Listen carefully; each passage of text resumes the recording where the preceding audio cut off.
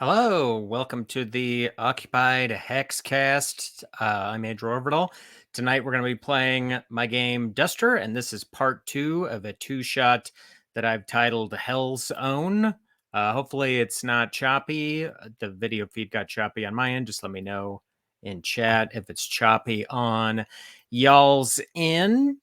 But I'm excited to play part 2 of this. Part 1 was nice and grim and plotting, and let's just get right down to it. Right up top, big thanks to Jeff Tice and Harlan Kelly for those video and music assets. I love those. Thanks for doing them. And let's welcome back our two players, reprising his role as the aging former gang member, murderer, Lillburn Graves, who's hell-bent on a revenge mission of sorts, maybe a redemption mission of sorts. One way or another, he's been hounded by bounty hunters, and he just can't live that way anymore. Please welcome back Aaron Urist. Hello. Hello.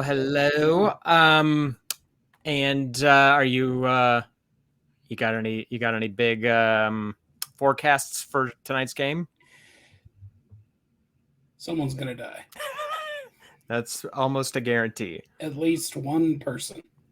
Unless y'all just flip a true 180 and a curveball and be like, we're giving it up. We're throwing down our weapons and we're walking away. Yeah, just in which case I would have something kill you. But yeah. Just die of typhus. Yeah, there's so many terrible things in the book that could get you. Whatever. Well, there's black lung. I just called it the black cough. It's called.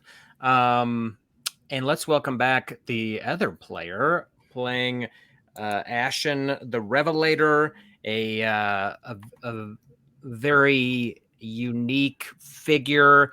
He's got they have a sort of a large, bald, misshapen head from contact with a very radioactive meteor that they have fashioned into a pretty serious bludgeoning weapon.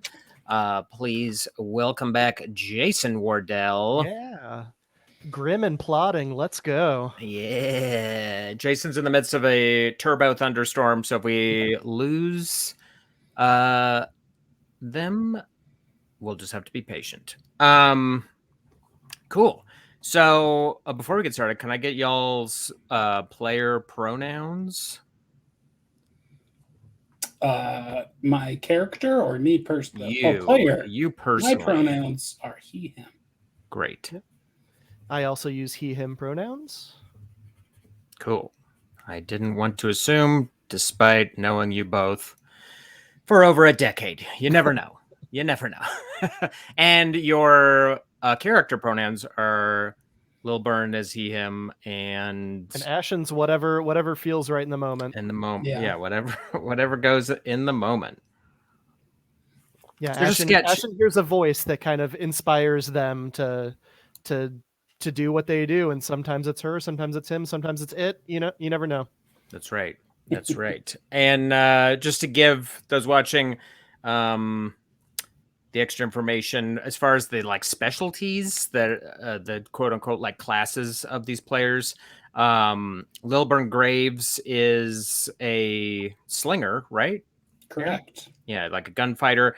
And Ashen is a witchlike, someone who is especially attuned to witchcraft type powers. So absolutely. In our last game,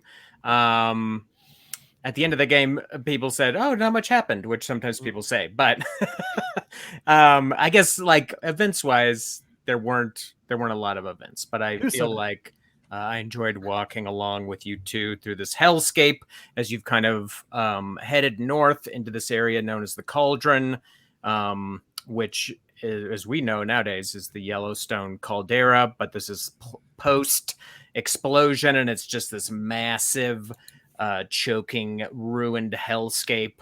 And you two narrowly avoided being attacked by a tusked grizzly bear. You got away on your horses.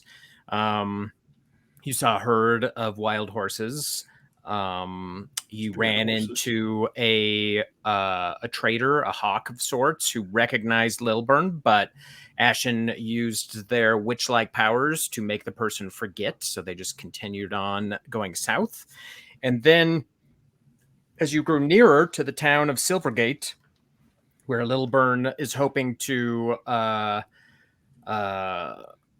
end his business with his former gang run by two siblings named Jim and Sid Lawry, y'all were spotted by a lookout who tried to ride away and get back to town, but you two made a very perilous ride through the cauldron on horseback. You caught up to him. You shot him in the hand. Ashen clubbed him with their big iron cudgel weapon on a chain and knocked him off his horse. And then there was some interrogating. Lillburn recognized this fellow as Wayne, a younger gang member. And after some interrogation slash negotiation, Wayne told y'all that the most approachable way into Silver Lake was kind of like under these cliffs. They have a saloon they call the Feast, which is more of a fighting pit where they basically throw people in to fight animals that they've caught. This like sort of barbaric recreational enterprise they have going on. And Wayne told you all that climbing up that side at night would probably be the best way in. And then Lillburn suggested that Wayne could get up and head south. And Wayne said that wasn't going to be a problem. No issue. But Ashen, with his very keen intuition, thinks otherwise. The voice in Ashen's head told him that Wayne is a snake of a person and will bite anyone when he can. And when we wrapped up the last game, it was Lillburn was looking at Ashen sort of in a what do you think kind of way, and that's where we called it. So that's where we're gonna pick it up exactly as Lillburn is just kind of looking at you, Ashen. Ashen ponders. So did I leave anything out of the recap? I think I covered everything. No, I think that's. If y'all have anything you wanted to recap, feel free. But I think that's the plot. Pretty much covered that. Beats. Cool. No, that sounds. So yeah, Wayne is kind of on his back at Lillburn's feet, and he's got his hands up, and Lillburn is looking at you, Ashen. What would you all like to do? Ashen is going to really take in Lillburn's question as or it wasn't even a question. It was kind of just a glance. A questioning look. Yeah. Mm-hmm. Like what do you think? And you have your gun in your hand, as I recall. I do. So I'm going to kneel down to Wayne and offer him the can of H that we had, and offer him another sip and say, he is a snake. And what snakes do is they bite, and it's not the snake's fault that it bites. Fair enough. And I sigh, and I think one more. I mean, my intuition told me that we're going to be betrayed by this man. I walk. Whoa, no, by me? No. Lillburn, don't listen to this I shoot him. asshole. The voice isn't wrong. What's that? As I say, the voice isn't wrong. I feel like that line gets out right after I shoot him. No. Cool. Yeah, the shot just rings out as Wayne, arms kind of up, falls back dead into the gray dirt around him. And I'm gonna collapse as well, kind of back, my irradiated head just ringing with the shot, just involuntarily, just. You did a good thing. You did a good thing to a bad man. I think that's about all you get out of me. And Ashen kind of like takes down their hood for a second, and kind of you can see them wiping away a tear, and then they replace their hood and take a swig of the H and saddle back up their horse. Yeah. I'll sort of pull them into the grass and then get on my horse as well. Cool. All right. And I believe the time of day, as all this was transpiring, it was definitely darkening toward evening, although there's sort of ever-present leaden gray clouds that hang overhead in this part of the world. So you don't really track the sun's progress so much as everything kind of darkens around you. But yeah, it's getting on towards darkness as you all have saddled up your horse. And where would you like to go? On towards darkness. All right. Yeah. Ooh, poetic. I like it.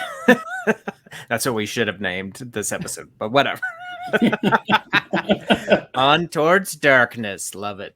Yeah, you all are just going to continue riding around the rim of the cauldron in the sort of quote unquote safer area.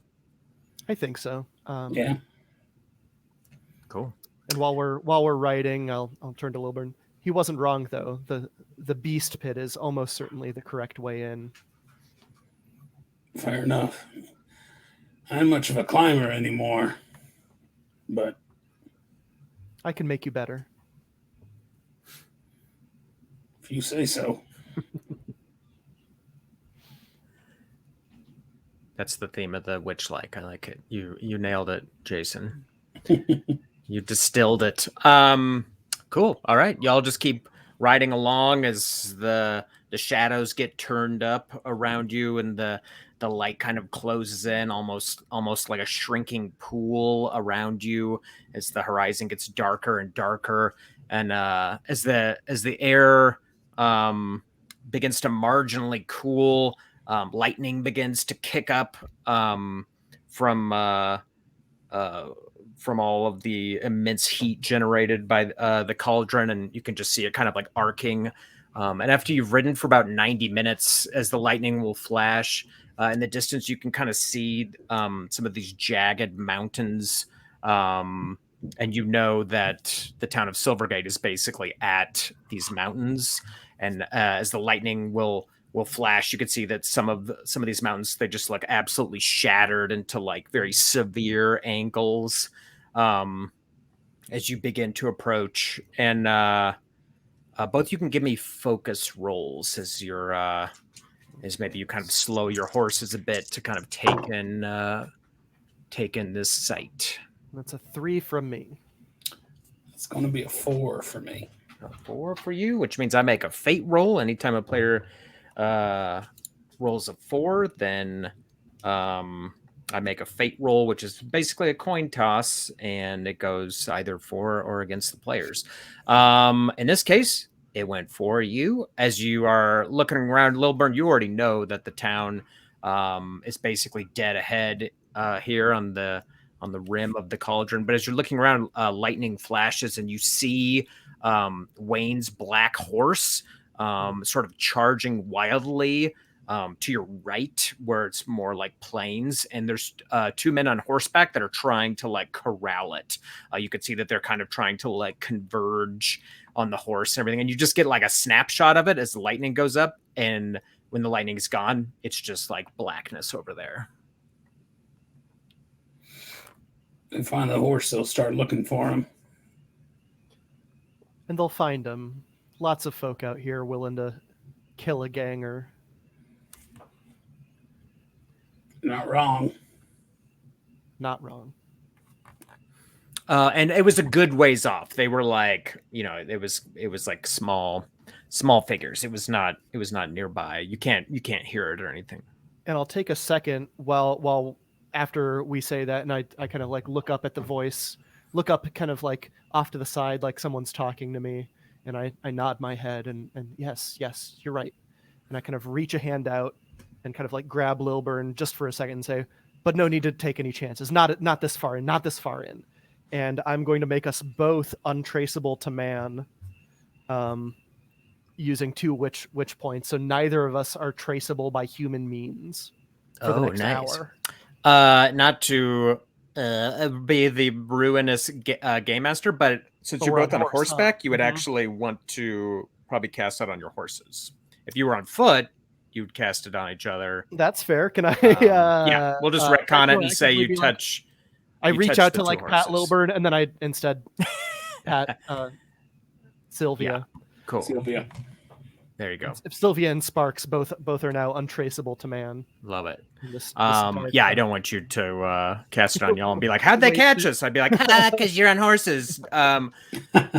Cool. And as you start going, as you resume your progress, the horses have this very peculiar kind of gait to them. It's like every now and again, they're kind of like dragging a hoof, not in a way that they're like injured, but in a way that if you were to be trying to follow these tracks, it would be nigh impossible for you to Very cool. To follow them. But you're able to keep going, and as you ride and this lightning picks up, now amidst the flashes, you can see the town ahead, just this sort of that's the boxy buildings and homes, and around it are these like massive skeletal metal towers that are kind of almost like spider-like legs that kind of just like lurch in all directions, and you can see the lightning come down and like hit these towers every now and then, and there'll be like a shower of sparks. And Lillburn, as you see this, you remember riding into the town of Silvergate years ago, 6 years ago, when it was light out. And you remember seeing those towers. They looked pretty ancient, just like weathered and rusted, kind of almost like suspended over the town. And you remember how almost quaint and vulnerable the town looked as you rode in with the Lawrys and the rest of the Lawry gang. And you could see the little silhouettes of townsfolk going about, having no idea that there were 40 killers kind of riding up on the town. But yeah, you're sort of here now within sight of the town of Silvergate. You can only see amidst lightning flashes, and then when the lightning goes out, it's just a hint of gray shapes out there. Do we know where the fighting pit is? I'm trying to remember exactly what Wayne told you, but I believe he gave you an idea. He said there was So an like entrance the through town of caldera. Silvergate, to describe it better, because you would know, Lillburn, you were here and you took over the town. It's sort of perched on a craggy cliff. It's like at the border of these blasted mountains. It's on the plains, but it sits on the sort of edge of a not a particularly high cliff, roughly maybe 60 feet of cliff that descends down into the cauldron. And you know that the feast is the name that they gave the saloon, and they modified the saloon so that the saloon sits sort of on the cliff's edge, and they made like a lower area that's basically like a large caged, for all intents and purposes, arena where they have people fight wild beasts. So you know that it's on the cliffside, and I don't know if Wayne necessarily told you where, but you would just remember that the saloon itself was kind of like in the middle of town. So assuming that they used the existing saloon, it's about in the middle of town on the cliffside. Right. Does it look like there's a place where we could leave our horses out of sight before we begin climbing? Give me a focus roll. Why don't you? You can both do it if you want, as you're just standing here. 5. I also got a 5. Cool. So out here on the plains, they'd be in darkness, but if anyone came along and lightning flashed, they'd be seen.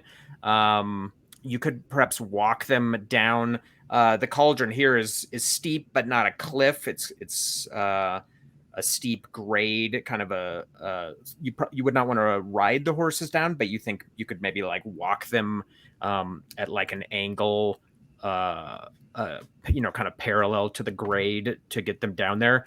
And down in the cauldron, there are like twisted bits of trees and foliage and bushes that perhaps you could pick at them amidst, and they would be out of sight.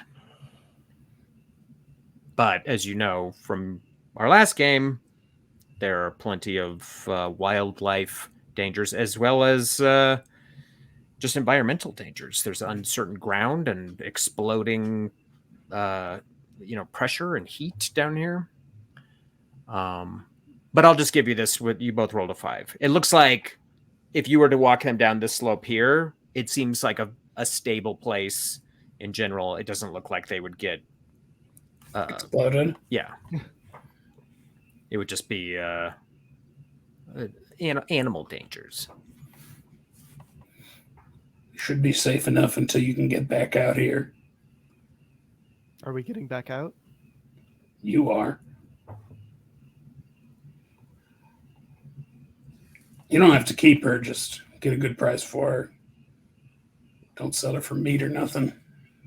No, never. I think their place might be with their wild cousins. We can send them south. They can meet up with the pack, join in, dance in the lightning, be truly free. If you want to be out 2 horses after this, then be my guest. It's up to you. No, we're not just going to be out horses, friend. Maybe not. I didn't mean me. In the gray light, Sylvia, Lillburn's horse, like this, like large eyes, sort of like looking about, almost as if she knows she's being spoken about.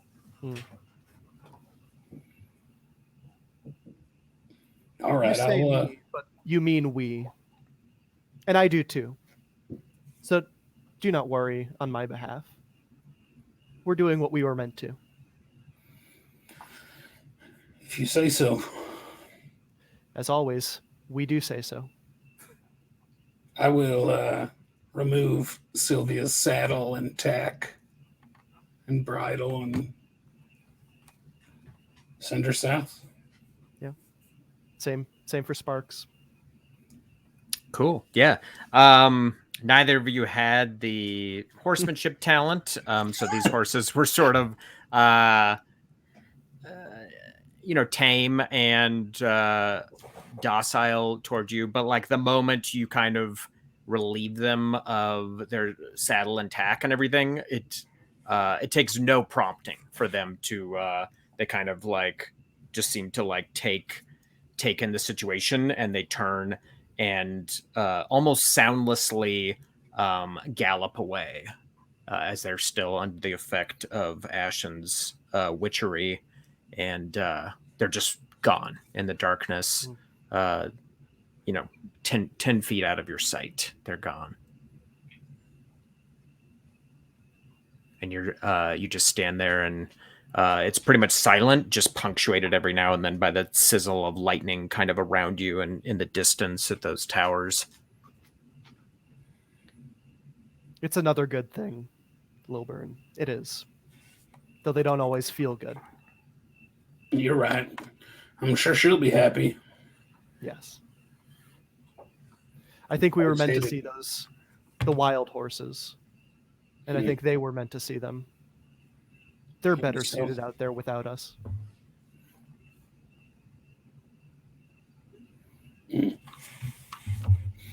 Start walking towards the town. Cool. Specifically towards the cliffs. Yes. Cool. So yeah, if you wanted to do that, you'd probably descend kind of where you are, where the slope is manageable before it turns into like vertical cliffs. So you could kind of head in that direction and just kind of, but make your way down to the cauldron floor and kind of continue on. All right. Cool. Yeah. All right. Yeah, you kind of can just skirt along this cliff, and soon enough, it is just like kind of a jagged vertical wall of this kind of coal gray rock, and you can kind of just walk along it, and every now and then there'll be like a hiss or like a explosion of something erupting kind of off to your left in the distance, but in general you can make your way unmolested until you realize the town is sort of up on the cliff above you. You every now and then the lightning will come down and hit one of the towers and kind of throw an immense shadow of the town out. But yeah, you can make it down there, and without needing to roll for it, you can also see up on the cliff about a bit over 40 feet up above you. You can see iron caging kind of suspended, and also without needing to roll for it, you can hear like the roar of a crowd. You can hear people carousing and things like that. And this is kind of up ahead a bit of where you are. Should probably wait for the crowd to clear out. Yeah. Wait till everybody's good and drunk before we start climbing. Wait till the beasts have had their fill. These beasts will never have their fill. This town used to be a nice place. 100, 200 people. Just living till we came along. They didn't really have time to mount a proper defense, except for one fellow, some iron jack, holed up in one of them towers with a rifle. Took us almost a day to get him out of there. Shot 7 men. Then Jim Lawry cut off his trigger fingers and gave him a pistol and set him loose. Found him a couple days later.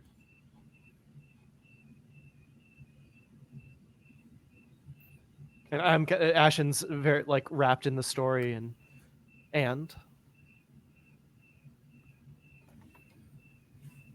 And nothing. That's just something I remember from the area. The end meets us all in different ways. Though I would argue, not having seen it myself, doesn't sound like so nice of a place to be taken so readily. I don't think there are very many nice places left. And I don't think even then there were. Well, that's true. Maybe it just seemed nice before everybody was dead. There's a peace in quietness. There's a peace in finality. It's certain we fight against it as much as we can, but eventually there's no more fighting. And I'd say that's a much nicer thing. I hold it in my heart that there is a nicer place beyond this place. We just need to get there. Sounds all right to me.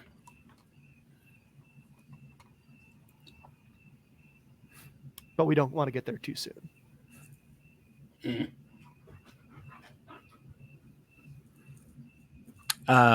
Ashen, give me a focus roll while you're standing around down here at the base of these cliffs. That is a 7. A 7, cool. So as you're kind of just standing around down here, you kind of something strikes your eye, just because of it's a shape maybe you know. Like a big pizza pie? It's a bone. It's the moon, and it hits you in the eye. It's That's amore. You're in love all of a sudden. Wow. There's bones down here at the base of this cliff, kind of beneath where this caged area are, and you can just see a real mishmash of different bones. Kind of many look like they might be like fragments of skull and things like that, but it's just this sort of macabre collection of bones down here, and you can surmise they probably throw what quote unquote refuse from these fighting pits down off this cliff. And whatever doesn't get eaten. What's that? Whatever doesn't get eaten by the beasts in the feast. And with that 7, as you kind of see that and survey in the distance, in the cauldron and in the darkness, there are like 6 yellow luminous circles just sort of suspended in the dark, out in the distance in the cauldron, probably about 100 feet from where you all are, kind of leaning on the rock wall. I kind of quiet down and direct Lillburn's gaze to presumably the 3 animals out there. Do I have any idea what they might be? Yodis? Red cats? As you're watching, I could I intuition that to see, like, get a little bit more information about, like, what is watching us? Sure, yeah, go ahead. And I am keen in intuition. Didn't do much. It's a 5. A 5's still pretty good. Yeah. You're kind of just from the posture of them, it certainly seems, and the height off the ground, probably some sort of canine in nature. And Lillburn, as you're kind of studying them as well, lightning cracks in the distance and lights up the cauldron in a flash of light, and you see 3 large wolves kind of standing almost shoulder to shoulder, with kind of scraggly fur, and they just seem to be like just like intently looking in your direction, just sort of staring at you in the same way that you're staring at them. And as like they're illuminated and you're illuminated, and you all, you sort of see each other starkly, their body posture kind of changes a bit, and they kind of like lower their heads, and they kind of separate a bit, but they don't come closer to you, but they're just sort of padding around, kind of in like an invisible perimeter.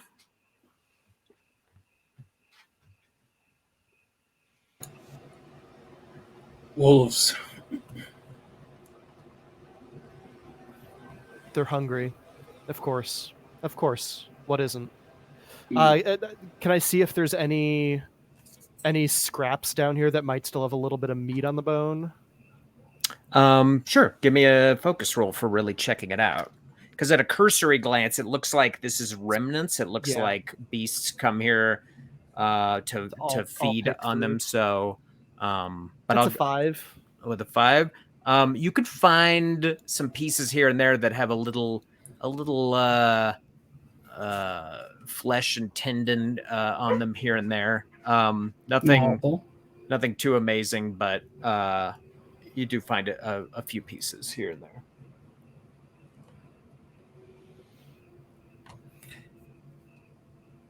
I'll definitely dig those out and just kind of have them if I need to. Are there any like rocky outcroppings above us that we could climb to that are not like all the way up, but also not on the ground? You can give me a focus roll too, Lillburn. Well, we'll say that while Ashen is collecting his grisly little bits and pieces, you can kind of be studying the rock. 2. Yeah, you're kind of waiting. It's just like a monolithic kind of black wall, and you're waiting for lightning, and there's no lightning, and then in the distance some lightning flashes, and it just looks kind of like a vertical climb all the way up, and you can kind of look to the sides, and it appears to be that way in both directions.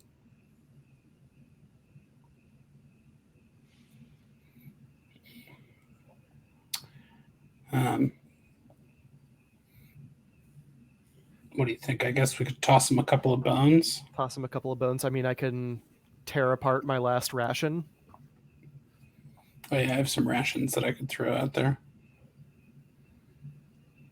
And see if we can get him to chill for a couple of hours, maybe. Yeah, they haven't advanced. They're about 100 feet away. So I would say if you were to throw something like rations or one of these bits of bone, it would probably land closer than 100 feet, just so you know. Sure. So Yeah. I mean, just something to keep in mind if they start making Yeah. Just keep an eye on them. Mm-hmm. Cool. Yeah, one eye on the wolves and one ear on the feast. They're definitely, the wolves are definitely keeping an eye on you. You can just see them kind of loping in this almost synchronized figure eight pattern, almost like they're on patrol of sorts, as they're just kind of, you know that you're in an area that, clearly they are interested in, but they don't seem to be aggressive in the sense of, they seem very wary, and the fact that you are, they know humans to be very dangerous. They're not coming any closer at the moment. And every now and then from above, you hear like cheers and drunken shouts, as there's activity going on up there in the pit. How long have we been down here, and how long has the noise been happening from above? I'll say by the time you walk down here and looking around and kind of looking in, we could say it's maybe been an hour and a half. It's been a little bit. I definitely want to sidestep the big pile of bones and not be on top of it when the next load comes down. Good call. Cool. Yeah, there's after a bit you hear this like very wicked sounding like hiss and growl that I won't make you roll for it because they're common enough. You could tell that there's a red cat up there, which is the name given to sort of the evolved descendants of our mountain lions. As you can hear like a red cat growling and snarling from up above. And like a beat later, there's this like terrible blood-curdling human squeal, and you can hear the crowd like jeering and roaring all over again. This goes on for quite some time, but it does eventually begin to fade down. It seems like perhaps the gruesome entertainment kind of comes to a close, and it's more people kind of drinking and maybe wrapping things up, as you can kind of hear the sounds kind of dwindle down a bit more and more. As someone who knows Jim and Sid Lawry pretty well, do I have any idea where I think they might be? You do, because when you left, you had already taken over this town, and there was a number of pretty nice houses by the standards in this world, but there was one house that had 2 stories that was clearly the nicest, and that they claimed that for themselves because you lived in the first floor of it. So you are familiar with that house, and that it is not on the cliffside, but it's across the main sort of drag through town, a stone's throw from the saloon, but on the other side of the road in town. Cool. So unless they've moved in the last 6 years, that's where they call home. Got it. I guess with it seeming like things are slowing down up there, I'll stand and sort of ready myself for old man cliff climbing. Everyone's favorite role-playing game activity. Old man cliff climbing. This is the game. It's a side game I just made. Old man cliff climbing. Man. You have to be at least 80 years old. You have If to I- climb a 100-foot cliff, free If solo I style. fall and die, I'm gonna laugh so hard. It would be such an inglorious, and we've had some Duster adventures in inglorious ways, and yeah, that would be a bad one. How much more upbeat can we make this session, guys? I think we can make it more upbeat. Yeah.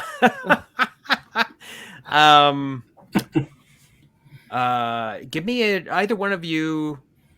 Give me a focus roll. Ashen, why don't you give me a focus roll? That's a 4. I could also try one. I'm Yeah. keen in focus. Sure. Actually, you don't even need to, because Ashen got theirs. You've kind of been looking up, you're cocking an ear, you're listening. You can hear, the voices get slower and slur more as they talk and thin out. And then you kind of do a routine glance back behind you in the cauldron, and those wolf eyes are about 70 feet away. You can see that they're kind of approaching as expectantly, as if like clockwork. They know that that something is imminent, and sure enough, you hear like a very rusty creak from up above, like a squeal and a creak of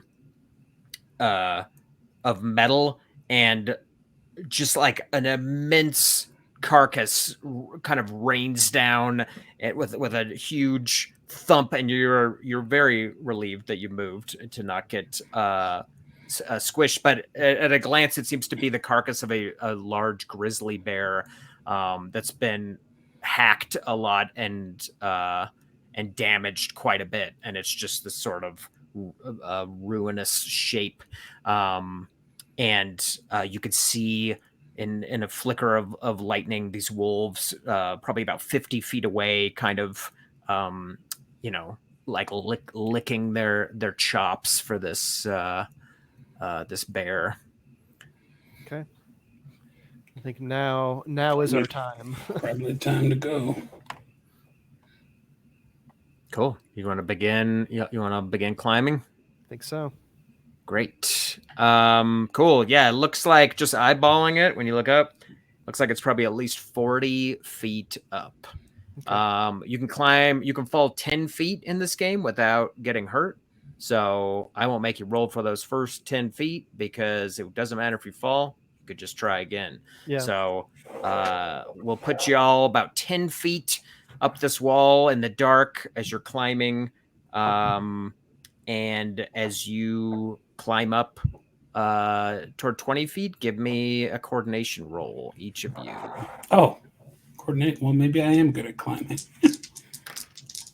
That's a 7 for me. It's going to be a 4 for me. Oh, wait. Coordination's physical, right? Yes. Yes. Okay, it's a 5 for me. Nice. So yeah, you're able to make it up 20 feet in the dark here. And just out of curiosity, are you two climbing kind of close to one another, or have you spread, or do you want to be spread out? I think probably pretty close, right? Yeah. Makes sense. Cool. All right. Yeah. So yeah, as you climb up another 10 feet, give me another coordination roll as you try to find. You pretty much have to wait for the flashes of lightning to kind of try to take a mental snapshot of the rock wall above you, and then in almost total darkness kind of grope up with your hands and find your way. So that's a 3 from me. But I would like to use a point of luck if I can to... Yeah, luck you can use almost any time in the game, and it lets you re-roll any roll. So yeah. So that's a 5. Great. What'd you get, Lillburn? I got a 5 as well. Awesome. I'm lucky that I'm keen in that. So yeah, Ashen, you kind of like miss the handhold. Like you put your hand where you thought a handhold was, and then you go to put weight on it, and it was definitely not the handhold. Yeah. Like it just crumbling shale, and then, as luck would have it, your hand falls into the real handhold, and you're kind of left like swinging there, suspended on the wall about 30 feet up. Great. Cool. And yeah, you can You can see the glow of lantern light kind of spilling out over the top of the cliff about 10 feet up. And you can both go ahead and give me another coordination roll to get up. So before either of us does this, I have a question about the get a little better witchery boon. It allows me to raise the core energy by 1 for any one target I touch for 1 minute. Mm-hmm. Can that raise a core energy higher than +1? It let me double check. I believe it's in the rule book. Bear with me, everybody. I think it caps at 1 because of the tight tight spread for rolls. If you spammed it, you could be like, well, there's literally absolutely no way I could fail. So I believe it gives somebody 1 if they otherwise wouldn't have it, but I could double check. I'm pretty sure that's what it is. I don't want to bog down the game. So we'll say yeah. So we can. If they don't have it, they get +1. Otherwise, it doesn't. You could give it to yourself. I would love to give it to myself. Great. Cool. And I assume that'd be physical, right? Yes. Cool. So yeah, you're kind of catching your breath up on this wall. I'll say a little prayer. And as lightning flashes, you look down, you can see that those wolves are directly below you, like tearing and ripping at that bear carcass. You could just see them kind of behind you, Andrew. Feasting on it. Cool. Great. Okay. So give me 1 more coordination roll. And that's a 6. Not a natural 6. Great. 6. 6 and 6. You both make it up. And it's this terrible flattened along this vertical wall until you get up to these iron bars and you can kind of wrap your hands around them, and it feels like, just a blessed relief to put your hands around these solid iron bars, and you can kind of relax for a moment as you're kind of hanging off there, and you can hear scattered voices from up above every now and then, and people talking. And give me I'll say that, unless you all want to correct me, I'll say that if I'm looking at the cliff, Ashen is on the left and Lillburn is on the right, unless you want that to be different for some reason. Cool, great. So you can kind of hang there for a moment. And Ashen, give me a focus roll. That's a 7. Great. So as you're kind of hanging there and you're focusing on the voices, you could hear like a very deep, very slow breathing from something that sounds like it's basically right above you. And it's just kind of like...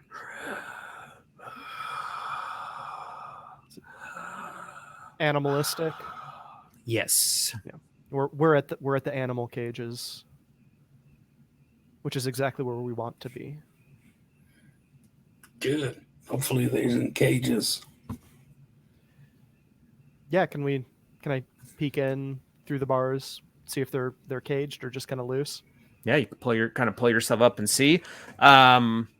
There are a series of cages, it looks like, in a almost like a semicircle, and in the cage that you're kind of like holding, there's just an immense brown lump of a grizzly bear that's probably maybe 6 inches away from these bars, and it's kind of looks like it's lying on its side and just breathing. And when you look to the right, you can see there's a red cat that's like lying on the floor, and it has its forepaws gripped around the gruesome remains of a person, and it's just like greedily eating this person. You can see there's some bits of like torn fabric from the clothing, and just like a thick paintbrush stripe of blood that leads from the corpse like up a ramp where it looks like the door to the cage is.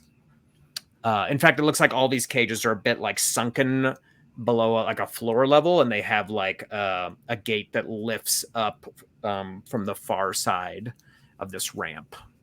Okay. And we can let all the animals go. Oh, yeah, absolutely. Might be a good distraction. Well, So, do we see any people up here? Give Aside me from a the give me a corpse? focus roll. That's a 4. it's going to be a 6 from me. Cool. You don't see anything, Ashen. Lillburn, as you're kind of looking to the right beyond this red cat cage, you can see there's other shadowy cages. And in one of the far cages to your right, you can see there's a person sitting, leaning in the corner of their cage. And it looks like a man, and he's kind of like cradling his arm. And you can just kind of see that he's in there. But that's all you see down at this level in terms of people. And you can hear some voices kind of trailing off from up above and in the distance. One of them cages has a man in it. A contestant, a combatant, along with these poor creatures. I think he should be set free too, to set havoc to this town, this horrible place. Sounds fine with me. Can we try to sneak up the ramp? Yeah, well, it looks like you would actually climb up the wall of these cages, like the cage side, and then get kind of on top of them where it flattens out. Because you're still like you're basically still on a vertical surface. You're just holding on to cage bars. So you would just kind of need to go up and then kind of walk or crawl across the tops of these cages. All right, up and up. Let's do it. Which cage should we climb? Probably the red cat. It's occupied. That's true. Although the bear was asleep, wasn't it? Yeah. Either way. I wouldn't want to wake it. It might wake some others nearby who aren't caged, some other beasts. That's true. Red cat might get defensive if we get near its food, though.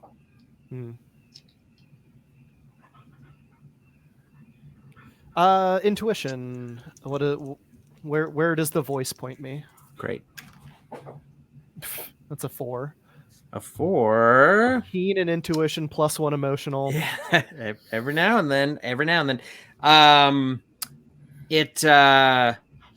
It seems like a wash between the sleeping bear and the eating red cat. They both are not giving their attention to this side of their cage. So it seems you flip a coin, perhaps. There's not Let's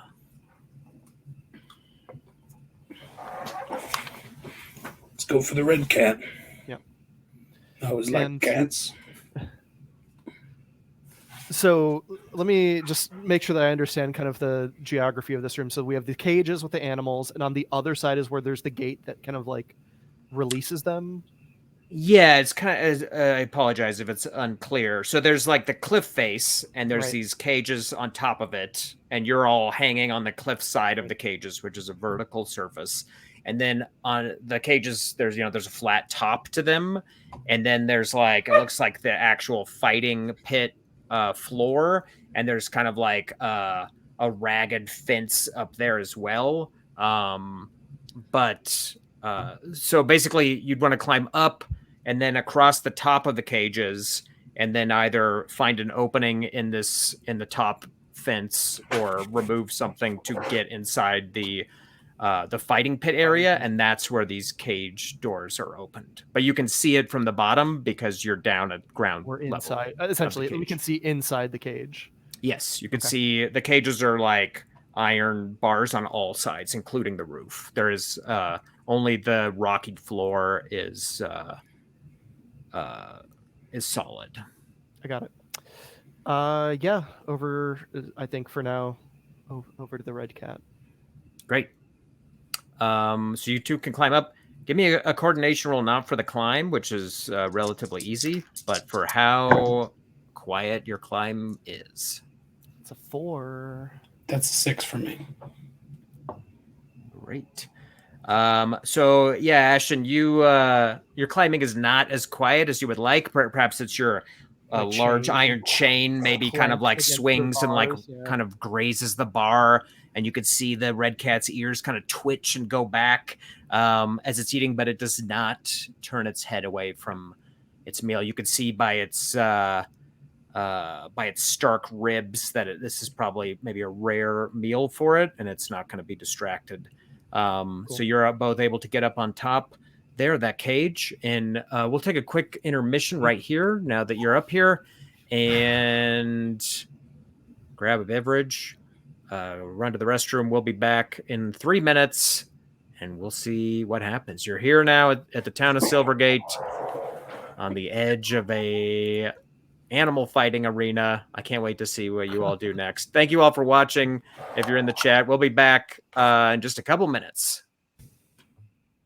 All right, and we are back. Welcome back, Jason Wardell. Welcome back, Aaron Urist. Thank you all for hanging in. Who've been watching? This is it. Second half of part 2. This is tense. I have an upset stomach. So yeah, you all have scaled up this cliff. You are kind of at the just outside this fighting arena known as the Feast. You're on top of the animal cages. There's a very makeshift fence that you can see forms one wall of the fighting arena. Without needing to roll for it, you could hear someone on the other side of that fence kind of like mumbling to themselves, kind of like humming and they sound very drunk. And you can see there's a lot of slashes of light kind of bleeding out of the wall from the sort of makeshift cobbled together nature of the wall. And wait. How far away is this voice? It sounds like he's not far on the other side of this wall. And how tall is the wall? The wall kind of it bridges the ceiling and the floor and the sides. It's meant to keep basically anyone in the fighting pit from running and jumping off the cliff, essentially. But it kind of... Sorry, go ahead. But yeah, to get in here, you would need to either find an opening you could squeeze through or remove pieces of the fence to make an opening.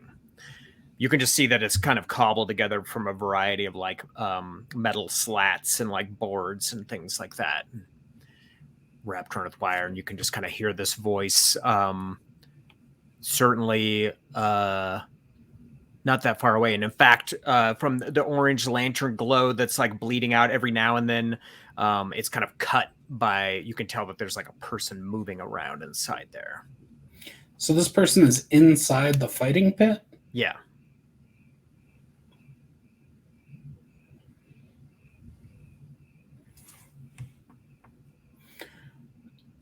Probably on cleanup duty. I don't say that. I'm just...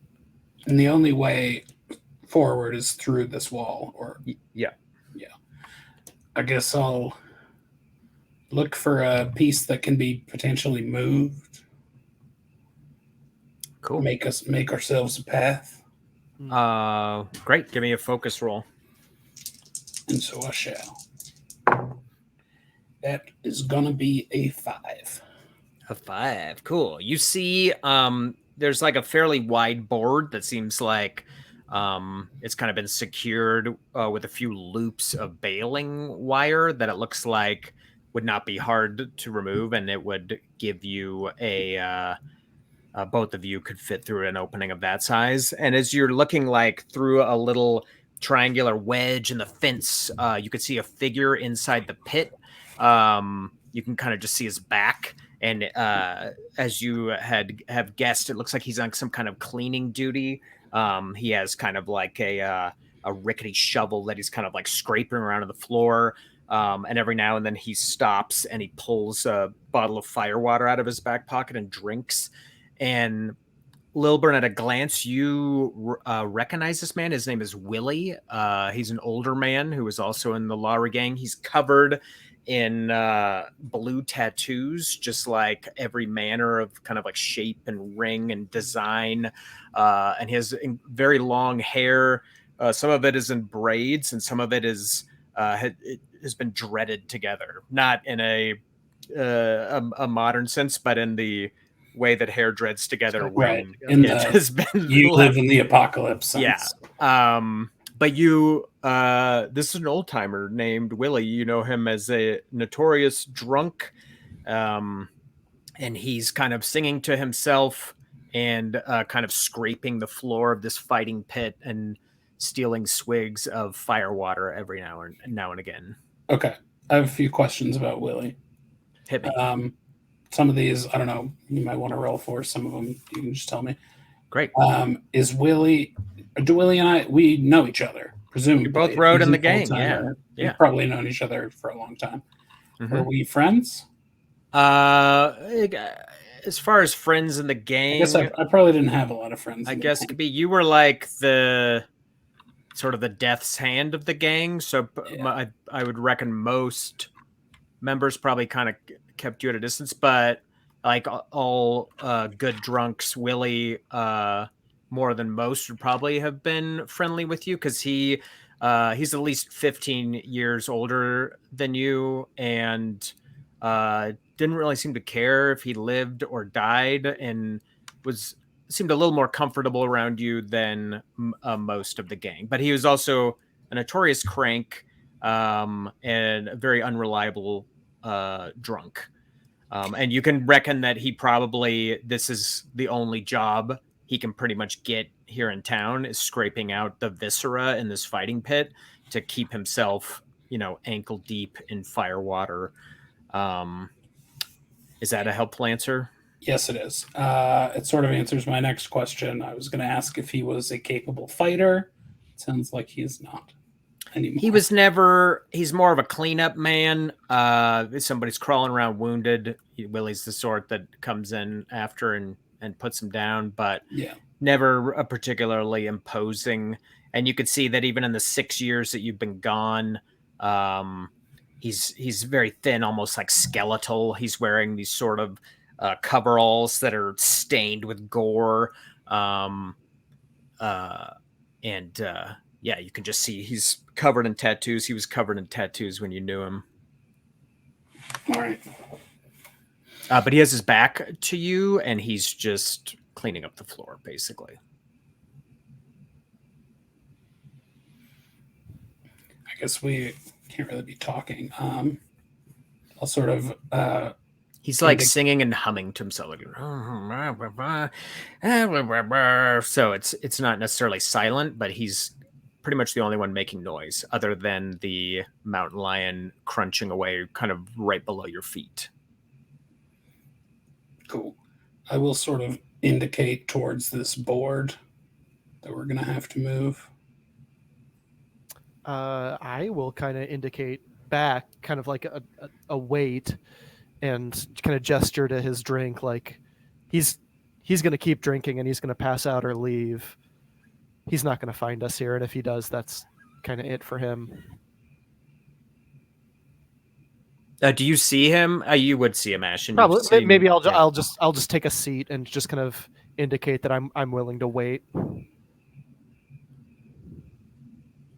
Cool. All right. Y'all just want to wait a bit? Well, let's give it a minute and see. Yeah. Cool. If he's leaving imminently or if Lillburn's going to get impatient. Yeah, you can kind of sit there and wait and listen to him kind of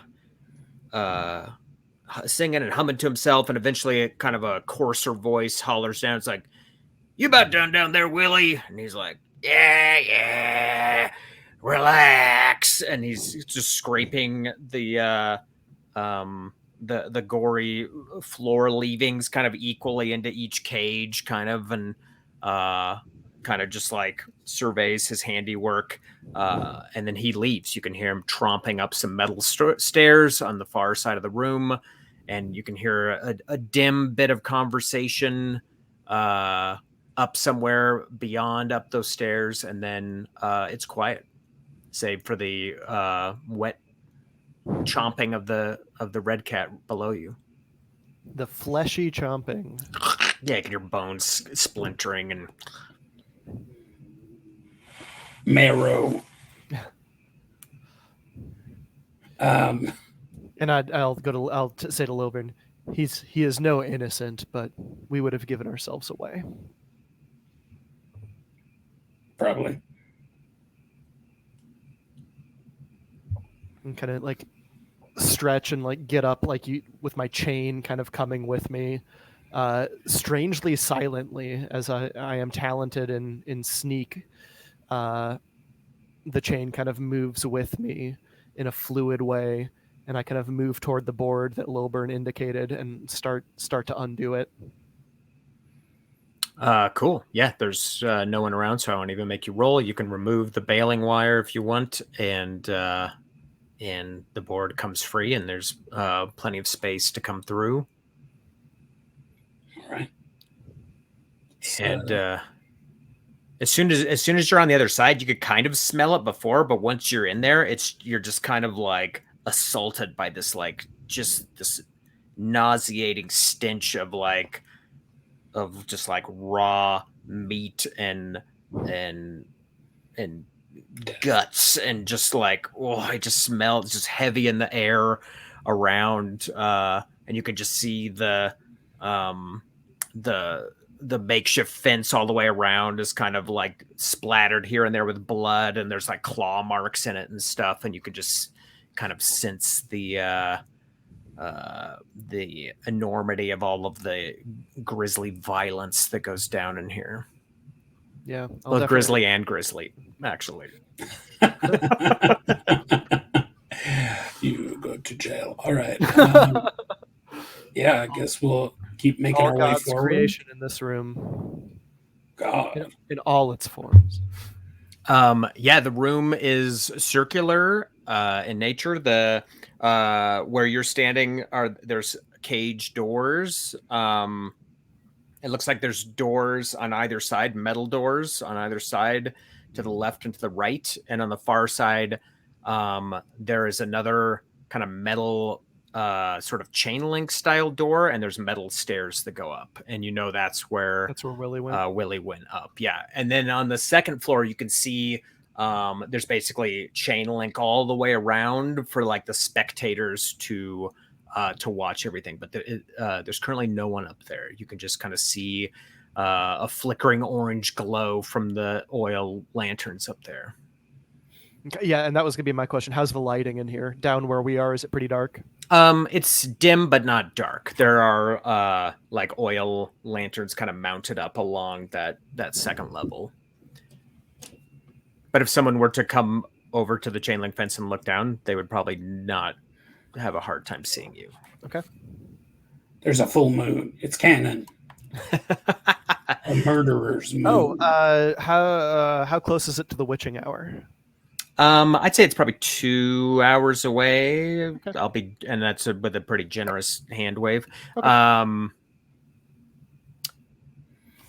guess we know that up leads out somehow. And yeah, you can just sort of tell by the architecture of the place and as what you know of the town, you would know that up above is probably the ground floor that is the actual, like level of the town. Well, onward, upward, unless you have some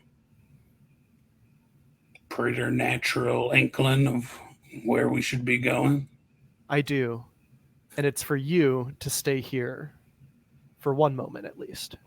And I'm going to kind of like climb out of this into the pit floor and go for the handles of the animal cages. Cool. They're like just bolted with, iron bolts, but they are not locked. Cool. Cool. I You want want me to to open. stay in here with the released animals? No, I want you to stay behind the doors. Oh, wait. I Right? thought we was in the fighting pit. Well, maybe I misunderstood. So I was planning on climbing up to the fighting pit while you were still below. You're at the level of the fighting pit. There's just a fence, Okay. and you moved the wood so that you could go in. Oh, So you're okay. like on that level. It's That's just a totally matter my of which side of that makeshift fence you want to be on. Then I would advise you get down to the other side of these cages. These All right. creatures are not about to be happy. But, okay. All creatures fear God. It is man who has forgotten, though. Beasts, most of all, remember. And they remember the wrath and the anger and the hatred that spews from above. I mean, And is I there a will way- just remind them. And I'm Is going there- to cast unsettled beasts on myself. Cast. Look at me. Well, it's a witchery thing. It's a It witchery works. fear. Yeah, unsettled beasts. So all beasts will fear me, avoiding me at all costs for 12 hours. Nice. Cool. And that's when I'm going to kind of like kind of push Lillburn away and open the gates and hop down and kind of get them to get out. cool. So each cage is its. I just want to explain I it can do them one at a time. correctly so that you totally. And this is also the fine. If you look in the book where it kind of goes farther into the witch, like it doesn't necessarily mean that they won't attack you if they feel cornered. It's that they will want to give you a wide berth, just so you know before you jump into all Sure. the cages. Yeah. No, I'm not gonna like. Yeah, just so. But I'm gonna make myself as imposing of a presence as I can and get them to like want to get out. Or maybe it makes more sense for me to get on the other side of the cage, right? It's up to you. You could Today- open the doors and get in and hope to like use the space in the cage to sort of like work them around, or you could use it and just be on the on the far cliff side of the cages, in which case they would Yeah, let's do that. it's up to you. Do they open from inside the fighting pit? Yes, there's like a bolt latch, and the sort of cage gate lifts up and back. Wow. It's bad. Yep. That's bad design from Yeah. My hope for is whoever's job it is to let the beasts out at the fights. my hope is to get them out in the pit and then menace them toward the stairway where Willie went. Cool. There is like a kind of a flimsy looking chain link door where that stairway is. Do you want to open that first? Not really. I think. Wouldn't that give them a way to get out? Yeah. I don't want to We give want myself away in the process. Oh, right. There are also I mean- two metal doors on either side of the room.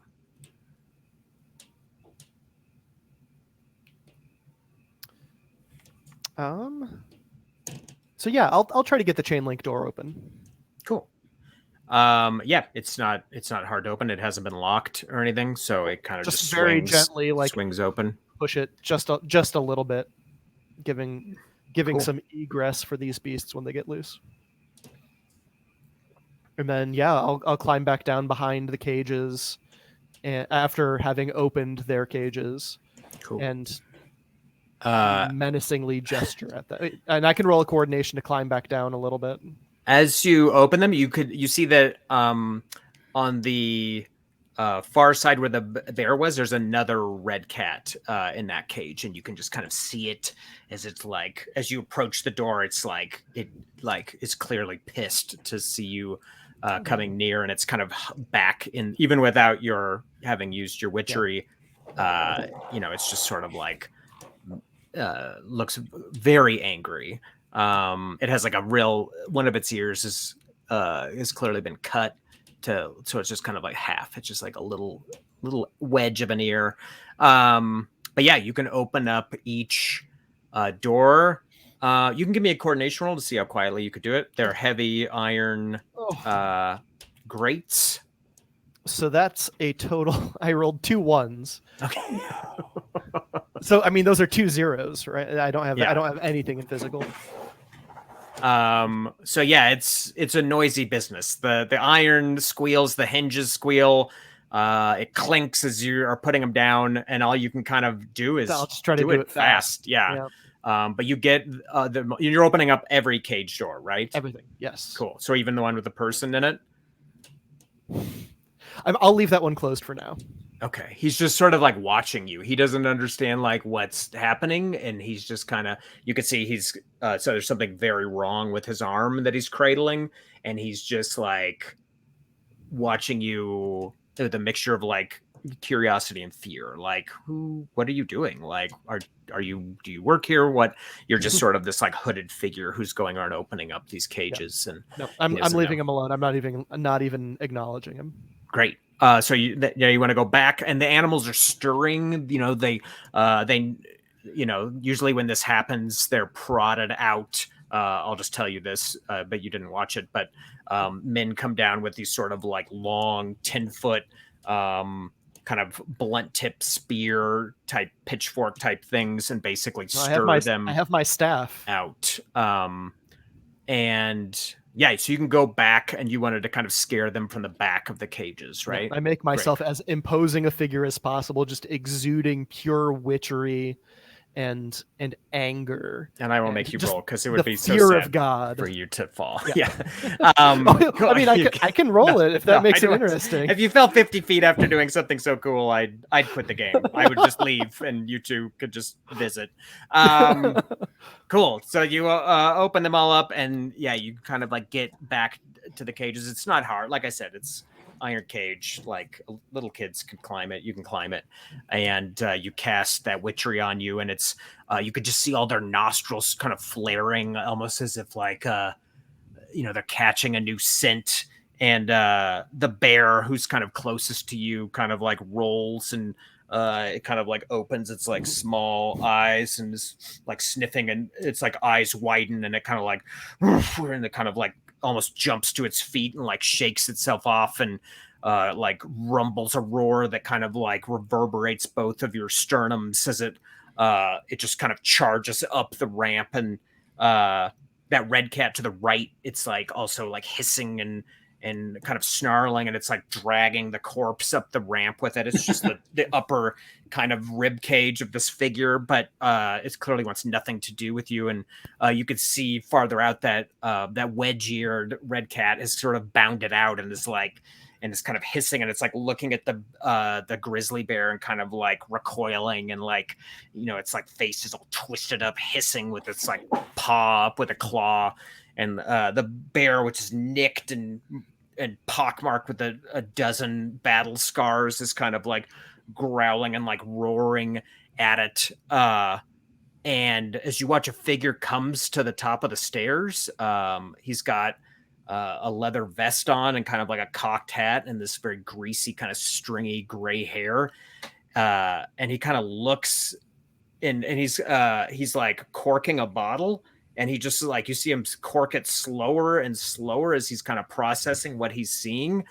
And then it kind of like, he snaps into action, and he charges down those metal stairs, like clang, clang, clang, clang, clang, toward that chain link door. And that wedge-eared red cat wheels around, and in 2 bounds, almost in a lightning bolt shape, bounds around through the thing and absolutely tackles him against the wall.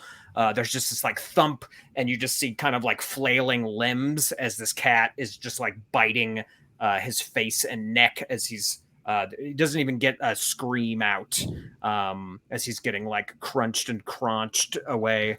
And the bear kind of is coming up as well, and there's some kind of like grumbling and growling between them, and the red cat bounds up the stairs, and the bear kind of like trundles up behind it. And that third red cat is still kind of dragging the body that it was eating away from you. But after a moment, it kind of sees the other body and the other animals running away. It abandons it, and it too runs up the stairs, and it runs away. Andrew, you need to do a game of streets, Duster style, to find out what happens to these animals. That's what our friend Gabbo suggested. I was like, I would definitely run Streets Duster edition. We might still find out what happens to these animals. They're currently That's true. unaccounted for. They just don't want to see me, and that's fine. Yep. Time to move. Time to move. Have your guns at the ready. Always. Actually, do you want to stop by? Do you want to stop by our NPC?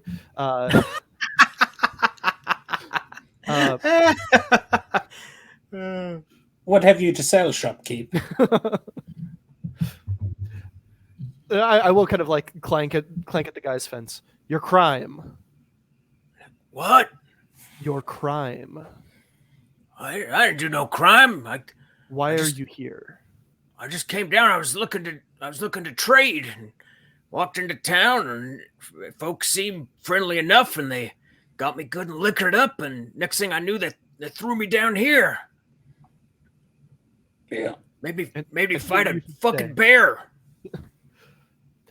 Cool. He's good. I'm fine leaving him here. You want to leave him here? Yeah. All right. No. Open the cage. The city is about to. I turn back to him, kind of like still like this rage in my eyes. Like the city is about to be awash in blood, and you want to be part of the threshing. Stay here, and you will live. Come up, and you will die. Well, hell, I'll take my chances. And you can see now his cage is locked. The animal cages are not, as they have like a bolt kind of thing that an animal could not easily figure out how to manipulate, but his has like an iron padlock in it.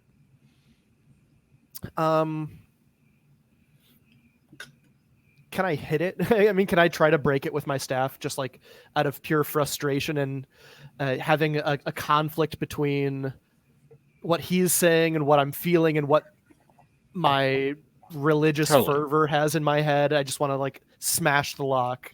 Yeah, give me a force roll. Okay. And that's a 5. No, that's a 4. Sorry. So, yeah, there's like a resounding clang that seems to like reverberate out as you crush this little lock mechanism, and you can see that the lock is wrecked. You could remove it. Cool. It kind of turned to Lillburn, still like angry, like. Stay here till it's over. Or at least stay out of sight.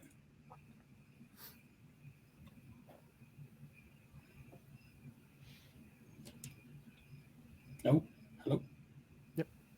Listen. Oh, you're talking to the guy? Sorry, I thought you were talking to Ashen. I'm sorry. No. I see. Wait. That would have been he's like, oh, all right.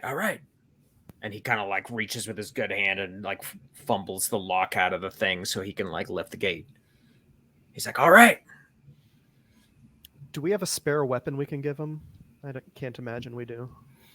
I have an extra knife. You fine parting with it? Sure.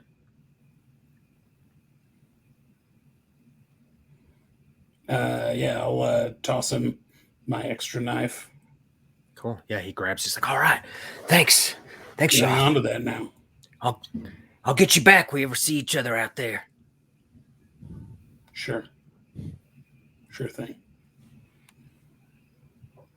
And he kind of is just crouched there on the ramp, like waiting to leave.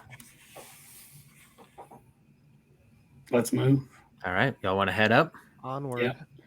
Cool.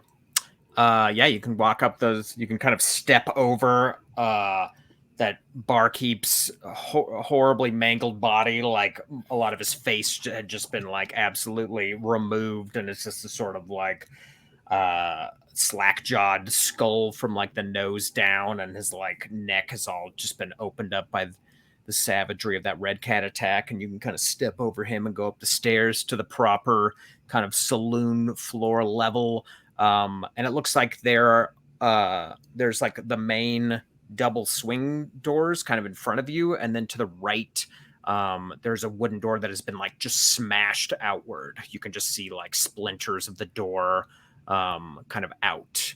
And there's no one up here at the moment. There's various. It looks like it hasn't really been cleaned up yet.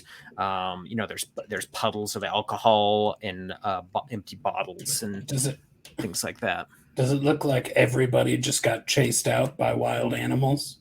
It's hard to say. It looks like there probably weren't that many people in here, and you also didn't hear that much commotion. But it is like a mess. Judging by the splintered door, at least one animal just absolutely smashed out the door. All right. I'm gonna just sort of look outside, see if the coast is clear to sort of move on methodically between buildings until we get where we need the to side go. door to the right or the main door in front of you? Let's go for the side door. Cool. Yeah, I want to follow in the wake of the animals. Cool. As soon as you kind of go outside, it's quite dark. There's like the warm orange glow on the inside, but as soon as you're out, when there's no lightning, it's quite dark. There's just a little bit of bleed from the various buildings, and from somewhere in the distance, you can hear kind of like someone kind of yelling an alarm, and then another voice kind of joining in. And kind of just some fracas and like kind of the faint distance. Sure. It's in the opposite direction of the Lawry house, though. That's Good. To the east, and the Lawry house is to the north. Perfect. I guess we can sort of try to move in between flashes of lightning. Yeah, that sounds good. I would like to see if I can, before we leave the bar, see if I can find kind of the highest proof bottle of fire water that I can. Oh yeah, sure. They're not particularly labeled. It looks like they're actually probably made here in town, but they all smell equally robust. Potent. Then I'll just grab a random one in that case, and just whatever looks good at a glance. Cool. Kind of like tuck it into my cloak. You've got a bottle of fire water. Cool. And you're heading you want to head toward the Lawry house, Lillburn? Yeah.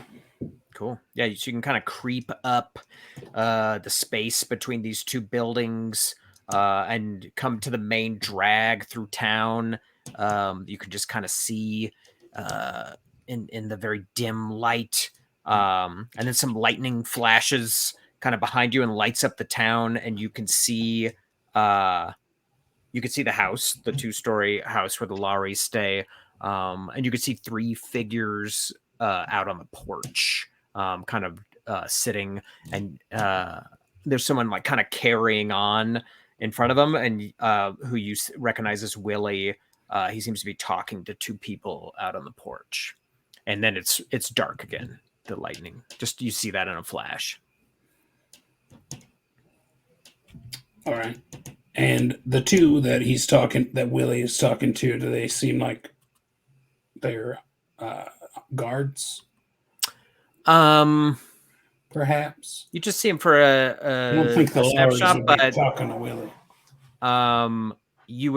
You would bet that they're gang members, just on some sort of guard duty, but you weren't really able to make out any specifics.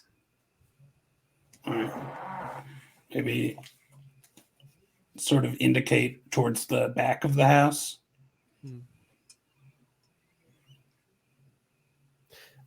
Yeah, that sounds good. How many? So can I get a feel for how many folks are in the commotion? So we're on the opposite side of town from where the animals have gone. It seems to be that way. Yeah. Yeah. Can I hear voices that way still, or? You don't hear them now that you're up at this alley. You kind of heard them just for a moment. There was like an exclamation and then another exclamation. But now that you're up here at this alley, like the only voice you can faintly hear is the people's voices over there on the porch. Okay. Let's maybe give it just like a beat to see if the actual alarm gets raised. because there's fucking bears on the loose. Cool. You all are just gonna kind of wait here for a moment. Mm-hmm. Cool. Yeah, as you wait, a couple moments go by, and then you do hear several sharp cracks of like gunfire, and the figures on the porch kind of like they're kind of like looking down the main drag. And there's kind of like a conference kind of between them, and they say something to Willie, and Willie sort of toddles off in that direction. He's kind of like just kind of saunters by, like basically right in front of you, probably 10 feet away, as he heads down in that direction of the commotion. Sounds like this is our moment. Sounds like. Try to move around towards the back of the house. Yeah. Cool. So you'll need to cross. Do I know what do I know about the layout of the house in terms of sort of stealthiest means of ingress and route to my quarry? There's a front door. There's a back door. There's a window in the front of the house. There's a porch. There are more windows on the second floor. Like most towns, there's not glass in the windows, but there are like wooden shutters that are usually secured in some fashion.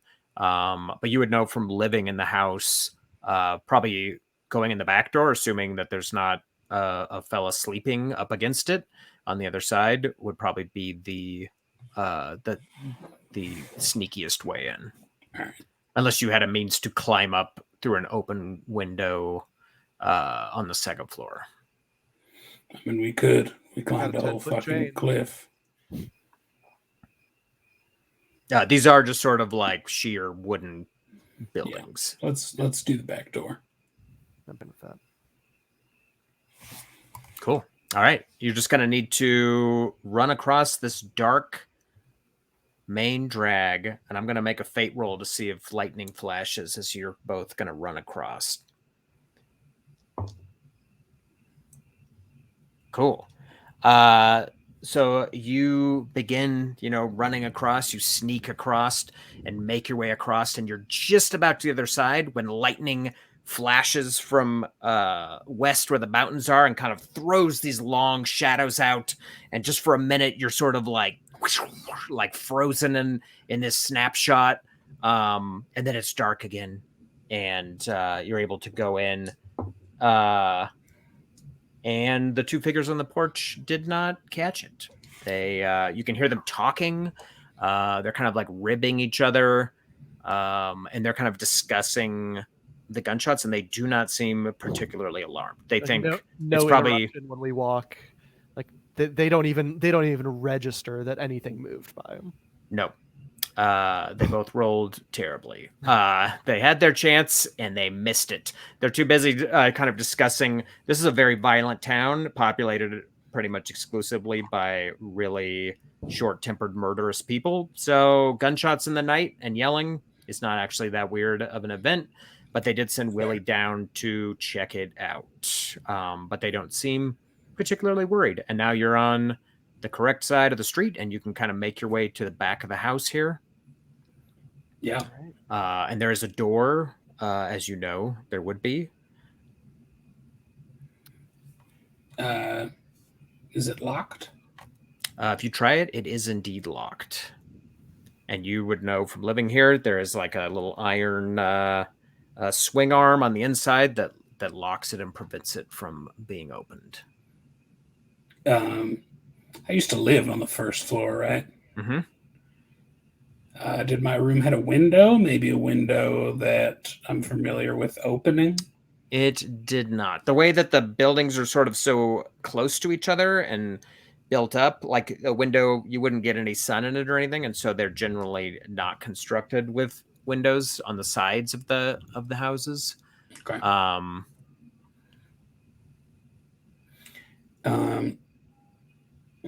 You said there's an iron latch on the other side. Mm-hmm. Not particularly formidable, but it prevents the door from being opened casually. Maybe I can see if I can sort of get it open using my knife. I think you gave your knife to that fella in the cage. No, I have two knives. Oh, okay. I wouldn't give him my only knife. Yeah, so you just want to put it in the door and see if you can like Just jimmy it up. Yeah. Can we listen to see if you did mention that, like, on some occasions folks have been known to sleep on the other side of the door? Can we listen to just hear if there's somebody asleep on the other side? I just meant in a very general way. I wasn't saying very specifically, but yes, by all means, you could do a focus roll to see. Do you hear anybody snoring on the other side of this door? Yeah, 100%. A what? A 2. You don't hear any sound either way. But Lillburn, go ahead and give me a force roll to put that knife in the door jamb and lift the latch. Yeah. Because it's there's not really a gap to put it in. You're just gonna like kind of force it. 4. So, okay. Let's see. Yeah, there's kind of like a little squeal of the metal on the wood as you kind of like get it on the inside and inside the door, and yeah, you can just kind of like push it up, and the door swings open and outward. And as it does, Lillburn, you're kind of like suddenly struck by a memory from 6 years ago of this door being flung outward as like a man ran out with a youngster that he was kind of holding by the hand and ran, and you came out of the alleyway one house up, and you remember like just very coolly gunning them both down right outside the back of this house. I do. And I go inside. It's pretty dark back here. There isn't a lantern in, but the lanterns in the front of the house kind of give a little glow back here. There's kind of just a hallway, and there's 2 small rooms down on this level. Your room used to be the more forward of the 2 rooms, but it's very quiet. You don't see anyone in this hallway. I will close the door and relatch it behind us. Cool. And ever so faintly, you can hear those men on the porch still having their discussion. And I'm going to walk up to the front door and latch that one as well. Cool. Give me a coordination roll to see how quiet, because these guys are like on the porch outside. That's a 6. Cool. So yeah, you can kind of hear them, and there is a window kind of behind them that's open, and you can kind of see them sitting there and chatting. And one of them has a large viper on his lap that he's just putting his arm down, and the viper will go over his arm and kind of wind its way back around, and he's kind of just cycling his arms. And there's this very wicked looking viper just kind of casually on this guy's lap. But as they're talking, you very quietly shut the door with the experience perhaps only someone who lived here would know. And you get that, you kind of stick a finger by the latch so it doesn't clack too much. And the front door is closed and locked. All right. And there are stairs to your right, which lead up to the second level. And I'll look at Ashen and say, last chance. All right, then. We're all on our last chance. Nice. I'll go up the stairs. These stairs are made out of wood. You know that one of them is creaky. Give me a memory roll, and we'll see if you can remember which one of these stairs is creaky. That's a 1. You know what? I'm gonna use a point of luck. All right. for the creaky stair roll. 5. Woo-hoo.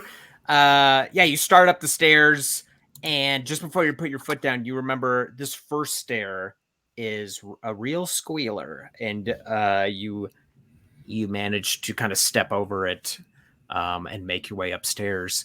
And it's quiet and very dim upstairs. There's 2 bedrooms also up here, and both doors are closed. I will make you roll for it because it wouldn't be that hard to remember, but you remember Jim claimed the farthest room in the front of the house, and his sister Sid claimed the rear room. Well, Sid's bad, but Jim's worse. What do you think the chances are they don't start blasting? We open one of those doors. 50-50.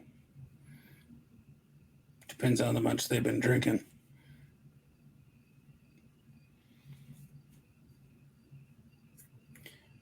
It's very quiet. You just hear the faintest murmur of the men down on the porch.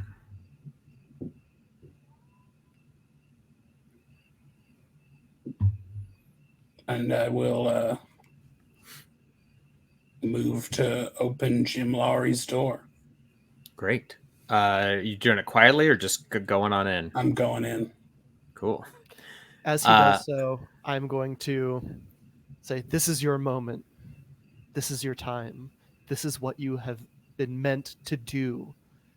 Be sure you do it right." And I will spend my last witch point to give him improved fate. So he is keen. He has keen fate rolls for the next 10 minutes. Awesome. That's a good one. That means whenever he rolls a 4, whenever I make a fate roll, I roll twice, and whichever roll is better for him, I take that roll. But in doing so, you see like some of the poise that I've been carrying, some of the stature just kind of like drain out of me. This was like my last mote of my power kind of for the day. It just like it leaves me, and I'm just this frail small creature with a misshapen head. I'll acknowledge with a thankful look, and I will open the door. And I stand to the side of the door. You standing in the hallway? Standing in the hallway, or I might go to the other doorway and stand there like ready for if that one opens. Cool. So just kind of poised at the door to Sid's room. Cool. Lillburn, you walk in, the door kind of squeaks a bit as you walk in. You can see the room because the shutters are open in this room, so there's a bit of gray light here. You can see that there's a bed. You can see there's a shape in it as your boots kind of tromp on the wooden floor, and the shape kind of stirs in the bed a bit. And you can kind of see in the faint light, you could see Jim Lawry's kind of sallow cheeks and the kind of perpetual stubble that was on his face as he's lying there in the bed, kind of like restlessly. All right. Does he see me? He seems to be in that state of not quite awake, kind of restlessness. I will stand over him with my pistol, and I will wait until just the moment that he registers my face to pull the trigger. Cool. Yeah, you sort of stand over him as the shadow, and you pull the hammer back on your pistol, and almost like synchronized, his eyelids like shoot open, and he kind of, his face is such, it's not surprise. His face seems to be registering a moment that he has been reliving in his head perhaps every night that he goes to bed. He doesn't shrink back away from the barrel of the gun or let out a scream. He just kind of like, he just sees this silhouette sort of standing over him with the gun kind of leveled at him. And he kind of like opens his mouth slowly to speak. He's like, Graves? Thought it might go this way. He was always smart. And I shoot him. Boom! You blast him back. And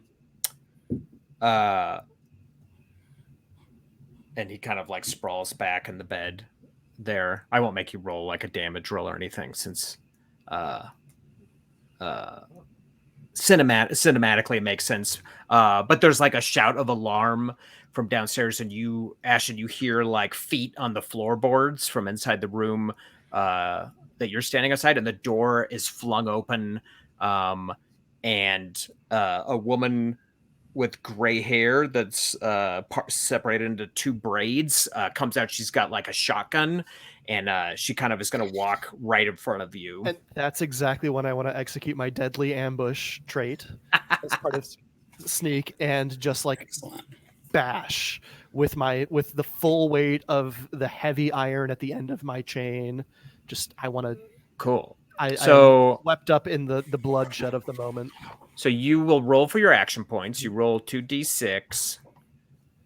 That's how you get your action points. And that means that you can use all your action points instead of just one action. Normally in an ambush, you choose one action to take. But with this talent, you get to use as many as you roll. So I rolled a roll a 10, bunch. and then I get 4 For every mastered talent you have. Yeah. Cool. So I have 14.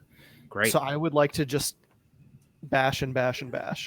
Just cool. Like, so yeah, without ruthlessly... you needing to roll for it, I think it would be sufficient given the situation. You can club Sid down before she has a chance to react, and she kind of just falls. And you could hear downstairs. You could hear that front door trying to be pushed open, and like some yells of alarm. Like, help me out! Somebody's in here. The door's locked, and you can hear like a boot, like kicking it, like, and like the wood kind of splintering. You can hear this to Lillburn, and in kind of in the distance, there's kind of commotion as like people are kind of being stirred as they're trying to kick down that front door. And I'm absolutely just like screaming as I just bludgeon and it's wailing for all of the hatred, and I'm just embodying all of it. I'm cool. not doing that.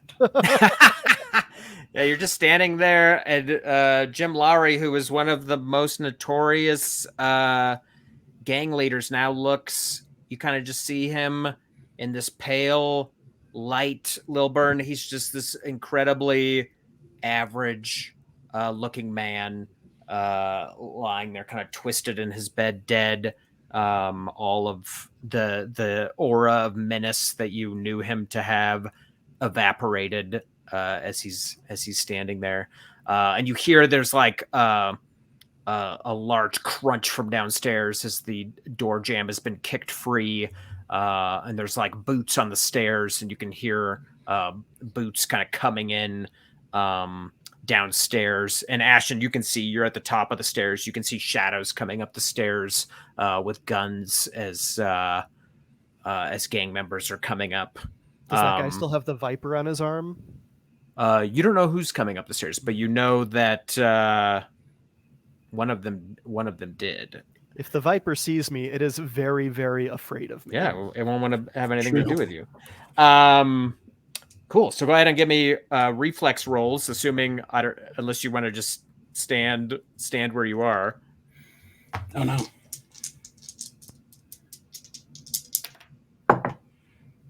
I will say initiative. What's that? What is this for? Initiative? Yeah. It's for as there's about to be some fighting or murdering. You can hear Lillburn from the room and the windows that are open. You can definitely hear people converging on this building from it sounds like from a variety of sides. What'd you get, Ashen? I got a 3. Okay. And how about you, Lillburn? 4. All right. So one of the gang members is going to crest the stairs with his gun out. and he's going to see you, Ashen, and just like a bullwhip, extend his gun and fire it at you. Oh, he's going to hit you for 7 points of damage in the head. He just, your head kind of snaps back. My as you take 7. irradiated. I have that radiation damage in the head. So what does that change? It don't worry about the radiation damage right now. All it means is you check the injured box next to your head. You lose your most recently gained talent point, whatever that gave you, and you subtract your hit points by 7. And yeah, just go like boom, it like blows back your hood and like is blown a bit of your head away, and he's going to just position himself there, kind of leveling the gun at you. That's all the action points he had. And now Lillburn, it's your turn. You're inside the room. You hear the gunshot, and the kind of grunt as Ashen has just been hit. Can I maybe do something in the brief moment of scene between shooting Jim? Between shooting Jim and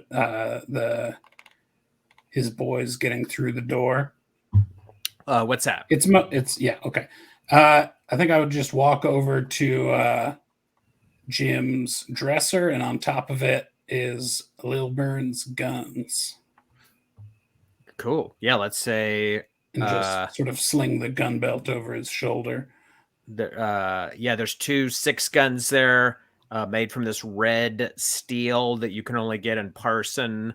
Very fine revolvers. Sure, love it. We'll say those are both +1 6 guns. All right. And then sort of from there, anticipating them coming through the door, I will roll my action points. 12. Great. So you can basically get 2 shots off. Since we're fighting in a house and we've already hit 2 hours, I'll kind of hand wave the distance using action points to move, and kind of assume that there's people on the stairs and you're upstairs and there's shooting going on. Sure. Yeah, I will kind of emerge and fire 2 shots at the gang members. I will shoot at them, but I will also see how they react when and if they recognize me. Cool. It's pretty dim in this hallway, but yeah, you can come out and take a shot. There's currently only 1 gang member in view. He's the guy that just shot Ashen in the head. Oh, that's going to be a 7. Cool. Yeah, roll on the body location chart. That's another 6. Or in the head. So just trading headshots as he's kind of knocked back, but not killed. Not dropped. Another shot. Cool. That's gonna be a 4. Cool. So that'll do it. +1 is 5. Yeah. So you kind of you shoot him, and he kind of reels back, and you shoot him again, and he falls back on the floor. And Ashen, it's your turn. All right, roll my action points.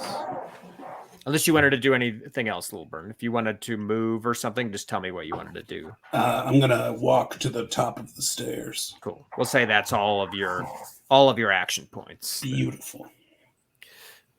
So I rolled a 7, so that's 10 because I lost my last mastered talent. Mm-hmm. And yeah, I know, right? I kind of I'm going to steady myself.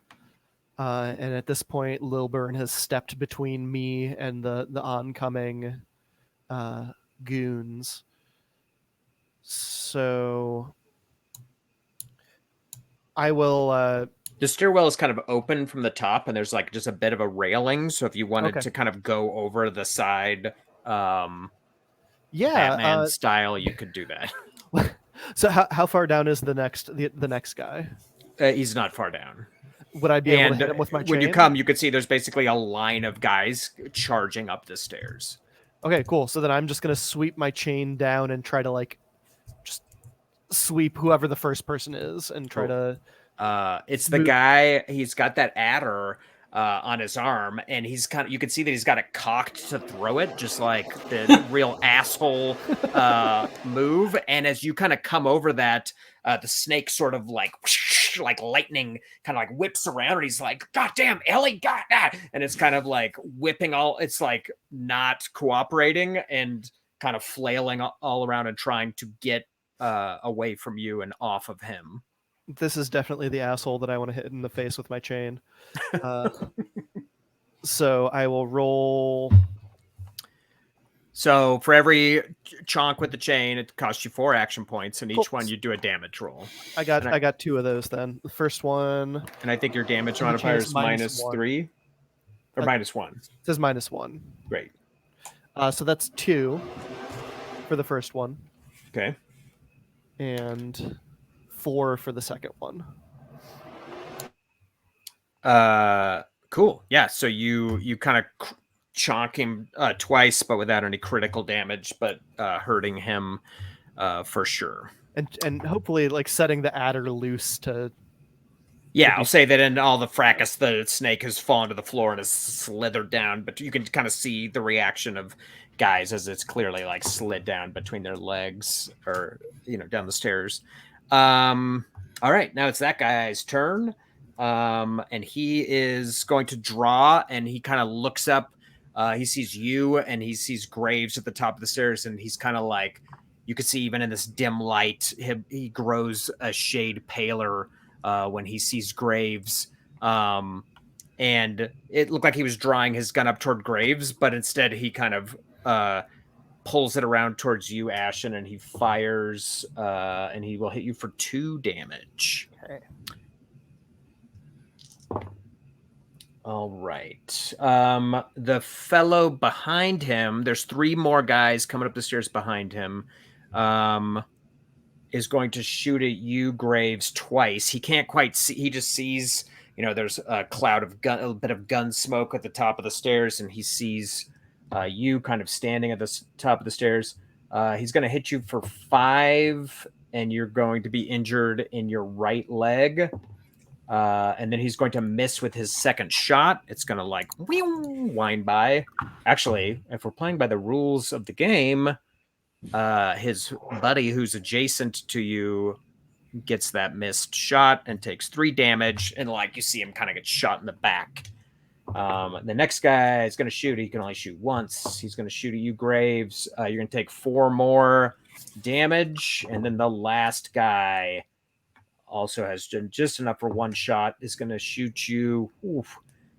He's going to hit you for 7 in your gut, your torso. You're injured in your gut. It's just like boom. Not only injured in my gut, but I am dead. Well, you're not dead unless you get -10. Did you get -10? Not dead. You're unconscious at 0 and dead at -10. So yeah, they kind of like fire up the stairs, and you see Graves kind of tumble back, and he crashes against like a little table that was there at the on the hallway at the top of the stairs. And we'll flip all the way back to you, Ashen. Cool. Did I assume Jim and Sid had some manner of lanterns? Yeah, there.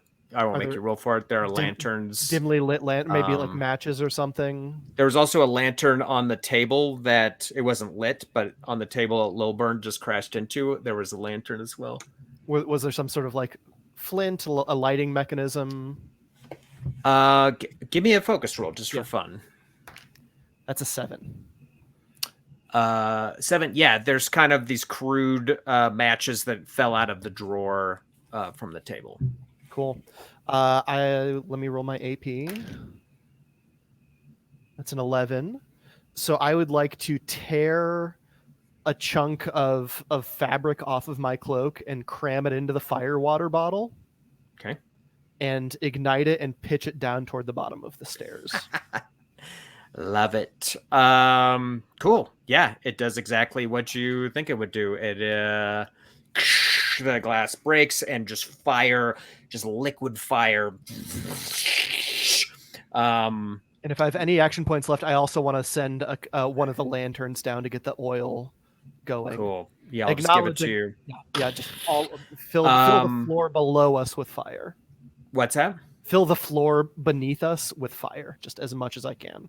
Cool. Mission accomplished. This is a wooden house, and it just catches, and there's just a blaze, and the gang members on the stairs are now kind of trapped, but they can't retreat. In fact, I'll say that the lowest gang member has been caught on fire from the splash of the Molotov cocktails, and the fire is just instantly. There's this broiling heat radiating up the stairs, and these gang members are all like screaming and such.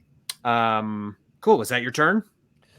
I think after that I sit down, I sit with Lillburn, and I say a prayer. Cool. The fire is roaring. I'll just kind of hand wave. We don't need to mechanically roll through the rest of this as the fire's going, but the gang members kind of run up the stairs to escape the fire. They see you sitting there. They kind of riddle you with bullets as you are sort of saying whatever this prayer might be, along with your longtime companion, and their shouts. It's like the walls up here are now on fire as well, and the whole house is just this like blazing, just this like you could be so far away out there on the plains, and you would see this like star twinkling on the horizon as this place is burning.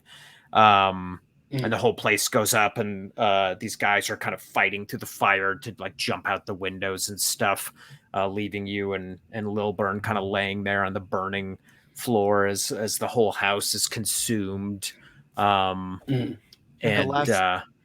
the last thing that as I am riddled with bullets, and as I'm sitting down with Lillburn, and my prayer to him is, and this is the end, and this is the end of your deeds. And finally, you are at your repose, as are we both. And now it is time for us to reckon with those deeds. As we go to the beyond, we will have our eternal reward, and this reward will be suffering. And I think Lillburn is got shot, and he has sort of slid down the wall into a sitting position with his legs out, with one hand clutching his stomach and the other holding his gun. You can see that he is probably, for the first time ever that you've seen him, smiling.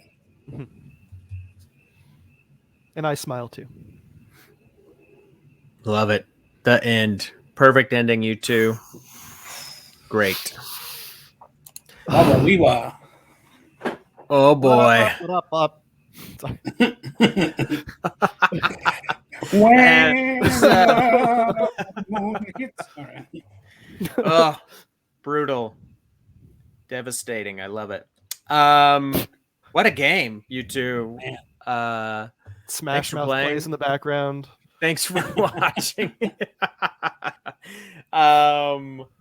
This has been a game of Duster. It doesn't always end like this, but sometimes I guess it does end like this. This sometimes has been you need it to, right? Like what's that? I felt like I needed it to. Yeah, I don't know about you guys. Perfect. I needed that perfect ending. catharsis. I like a good cinematic. They could have. I was like, they could also just try to run, jump out the window, jump off the porch, shoot their way out of town. Who knows how these things could end? It was very cinematic. I loved it. Very, very in the moment, and Lillburn got put an end to that vengeance and changed the. If this was a campaign, this was a larger world. A significant event has taken place in this town, in this area. That was great. Thank you both for playing. Thank you. That ruled, Andrew. Like a Duster is so fun. Duster is so fun. You can catch both Aaron and Jason on Better Than Heroes over on the twitch.tv/Better Than Heroes every Monday. Jason scores it live. Aaron is a player. He's amazing. Anything else you two want to plug? Also, Jason has a very cool music project you should plug to everyone because it's very good. So after the Better Than Heroes game, I tend to turn the soundtracks into little albums under my band name, In the Vast Forest. We're on Bandcamp. We're on YouTube. Check us out. I also wanted to plug, I have a game in a project that just kickstarted. It successfully kickstarted today. The game, the project's called Tiny Library. It's a deck full of single card role-playing games, and I have one of the cards in there. It's super duper cool. Got shouted out on Kotaku today. But definitely go check out Tiny Library if you're into fun little role-playing games. That rules. I love it. Cool. And also, if this Duster game gets kickstarted, Jason's going to collaborate, if the stretch goals get met, collaborate on a soundtrack to the game that you can listen while you play one of these grim-ass adventures. That Kickstarter, one of the Wacky Races ones. If it's a Wacky Race adventure, I'll try to make a song for that. There you go. All kinds. Yeah, the Kickstarter was supposed to launch this Thursday. I think it's going to get postponed yet again because I want to properly mount an effective launch because it's kind of a big undertaking and some of the components aren't there yet. So maybe next week, next Tuesday. It was supposed to be this Thursday. I apologize. Anyway, we'll keep playing. We'll keep having fun. And anything, Aaron, anything else you wanted to plug? Watch Better Than Heroes. Watch Better Than Heroes. You can see me do stand-up. If you live in America, you can follow me on my social medias at Aaron Urist. Cool. And last but not least, we have a mailing list at occupiedhex.com, and we give out dice every month to random folks on the mailing list. So if you want to get news about Duster and the other games that we're working on, just sign up on the mailing list. I'll put the link here, or just go to occupiedhex.com and you can sign up there. It's the least intrusive mailing list in the world because I hate being on a mailing list. So I'm like, I'll give you a little bit of game news and maybe free dice. So thank you all for watching. That's it for this game. I'm going to go stare into the dark for a while. Gotta go hug my loved ones. Yeah, wow. Oh, I like it. If that was a movie, I'd enjoy it and I'd walk out and I'd go, whew. So good job, both of you. Thanks, everybody. We'll see you again soon with another game. Thanks, guys.